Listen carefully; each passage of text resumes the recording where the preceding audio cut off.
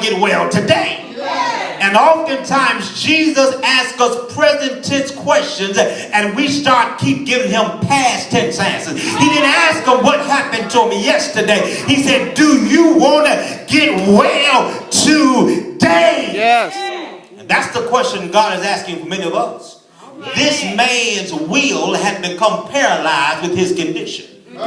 And many of us, we've been in a tough place so long, we have been carrying the same crutch and wearing the same cast. But let me tell you, you're not the first person to go through. You got to make up in your mind that you want to do better. You can't keep talking about what happened to you yesteryear, last week. Do you want to do better now? Says every time I come in, somebody gets in ahead of me. Now I got more, but let me stop here. Verse 8, look at what the text says.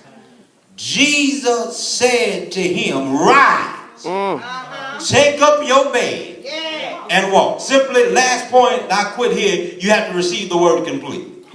He says, Jesus said to him, rise, take up your bed and walk. Talks to this man intimately. He says, I want you to get up from the place that's been holding you down. Says, right. Then he said, I want you to take up your bed and walk out. The thing that's been holding you down, I want you to pick it up. And oftentimes God wants us to pick up the thing that's been holding us down because it can serve as a testimony to the power of God. And my question to you tonight is, what's been holding you down that God can use as a testimony in your life? What has it been abuse? Has it been a lack of friends? God says, whatever it is, pick it up and show it to others that God can lift me up. Surely he can lift you up. He says, take up your bed and walk. Says, pick it up. I don't want you to be tempted to go back to the same place that was holding you down. But let's get back to verse 4. This is the shout tonight. Take notice. Verse 9 says, and immediately the man was made well. The man thought he needed the water to get better.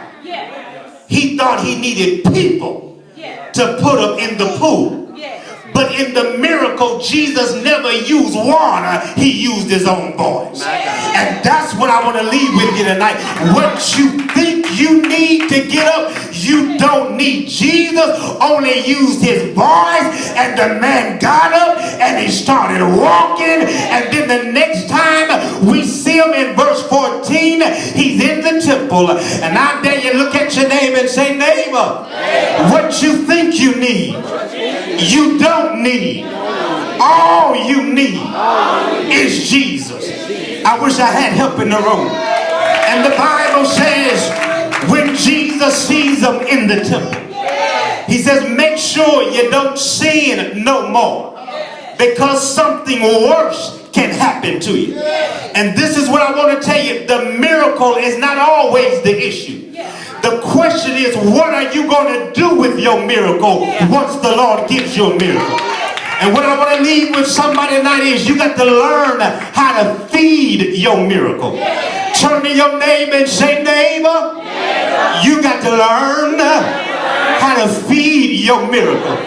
Somebody's asking, how do I feed my miracle? You feed your miracle by not going back to the same place. You got to learn how to move from those old friends. You got to move from your old house. You got to move from your old friends. You got to move from your old way of life. I dare you turn to your neighbor and say, neighbor, once the Lord has made a way, once the Lord has opened the door, once the Lord has stepped in, hey, you got to learn how to take care of your miracle.